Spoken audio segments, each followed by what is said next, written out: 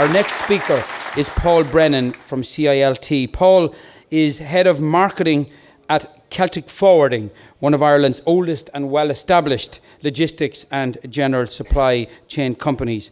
He was General Manager at SCM in Ireland, the UK and France for Martin Brower, the global supply chain provider for McDonald's. Paul has over 35 years' experience in all aspects of supply chain management, both in the retail and industrial sector.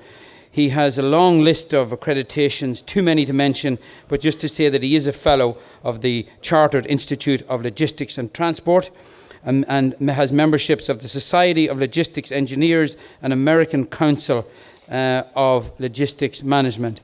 Where do you find the time, sir? Will you put your hands together, please, for Paul? Just press the... Oh, right, okay. Good. Hi, everybody.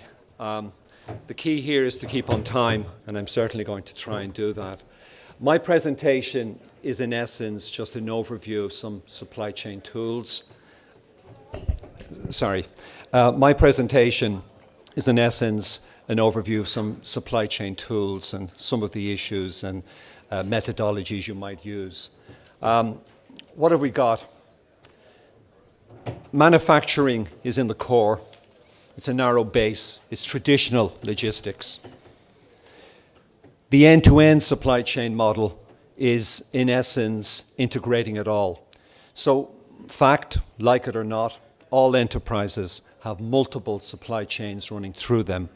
The key question is, do you understand that? And what do you do with it? What is needed is an overarching organizational concept to inform design and management of supply chains. So if you look at the midpoint there, it's the old iceberg. We know the bit above the water, but as with the Titanic, it was the bit below the water. And most companies and organizations operate below the water. Culture and leadership styles are what drive businesses. And in Ireland, predominantly, all right, we've multinational sector, we also have a large SME sector, and that sector interests me greatly because that's the driver of a lot of what happens in our economy feeding into the global companies. So conceptually, what we're looking at is competitive situation, strategy, business processes. I'm not offering this in its entirety as an exclusive model. There are many different types of models, but you have to have a supply chain alignment model linked to your business model. You don't have that, it is very, very difficult for you. And the key driver of that is not really the goods or services you provide, it's what the customer wants. It has to start with the customer. So what are supply chains? They're human systems. Products and services move through supply chains as a result of human decision making. On the outside, customers decide what they want. That's the buying behavior. We're all customers. So whatever you're making, product or service, you need to know someone wants to buy it. On the inside, it's employees, management boards who decide how to respond. That's the culture. And just going off on a tangent for a minute, I've just returned from China. I was out there as part of our own involvement in growing food export strategies to get Irish companies to that market. And I discovered something like a déjà vu moment. The Chinese have taken 20 years of Western supply chain management, and they are now going to create something very different with it. They are going to redefine everything we've known, everything we've been taught in universities and places of learning and in boardrooms and in factories, all the systems that we know and understand. Watch this space. China and its supply chain model is going to redefine what we do in the West. Going back to this, employees, management and boards, they're the cultural bit. Everything else are enablers. Technology, process, KPIs. Okay, all of you who make something are somewhere in here. There are roughly 4 generic supply chains have been identified. There are variations, nothing is absolute, But these are basically the models that drive how we make things. Lean, I've heard earlier speakers talk about that. It focuses on efficiency. Fully flexible, it focuses on providing creative solutions for a premier price. Agile, it focuses on service cost variation. And then basically continuous replenishment, it focuses on retention of customers through relationships. So these are the models. You're in this space. We've heard people talk about it. There's different methodologies and ways of looking at it, but this generically is what we're working with. The future of our business. What is it going to be like? Logistics services, the providers who help, who work with you in getting your goods, your products, your raw materials, they're going to need to be bold, relevant, have transferable knowledge. I heard the last speaker talk about that. Knowledge is the key driver. Actually, one of the big issues that we face is, are we a knowledge economy or a production economy?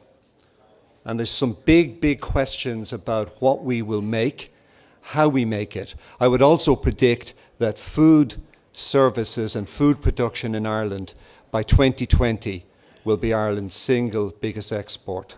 The numbers are phenomenal, and countries like China are going to be the main recipient of that. This is a slide you might think is unusual, and I've put it up for a reason. In my work throughout this crisis, going back to Lehman Brothers collapsing in 2008, we've re-engineered companies, we've talked a lot about change, we have not talked about people. And when you look at this slide, and it's related to some work I'm doing in the Massachusetts Institute of Technology with some guys there, we need to think about people. People are either an asset or they're a liability on the balance sheet. I happen to think they're an asset. And I believe the loneliness of leadership, the inability for business leaders, owners of plants, to have people to talk to. We have lost a huge amount of human capital in this crisis. Thousands of people have left our country. Others have committed suicide. Mental health is a key ingredient in doing business.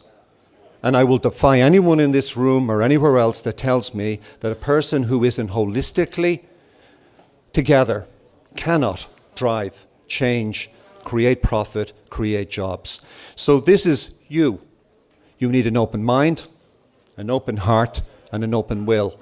And many of us are in this you, and I would predict that this kind of modeling is going to form a basic training tool in many of our universities and centers of excellence as we move forward. People are at the center of everything we do.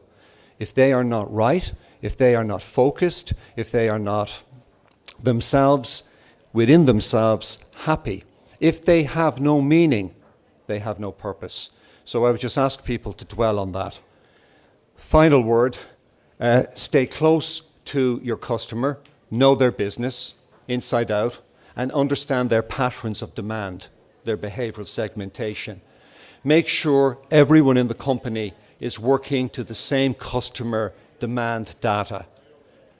Gear up to respond rapidly to the volatile, unpredictable component of your customers' demands. Recognize that you simultaneously be part of multiple supply chains in and between your customers and suppliers. Organize your people in ways that mirror the demand pattern of your customers. Think alignment at every point in the supply chain. Remember, the future is about supply chains competing against each other. You should aim to be involved in those. A practical example, many years ago, I'm in a warehouse in Turkey, and Microsoft Xboxes were here and Sony PlayStations were there, and both of my customers were with me, and their problem was, why were their products in the same facility? My question to them is, do you want a 30% reduction on your supply chain cost? It doesn't matter that the products are in the same facility. What matters is how you market, the choice the customer makes when they go to Smith's or Dixon's or wherever you buy these products. Continue to grow successfully in a volatile world by forecasting demand, forecasting capacity and executing to demand. Thank you.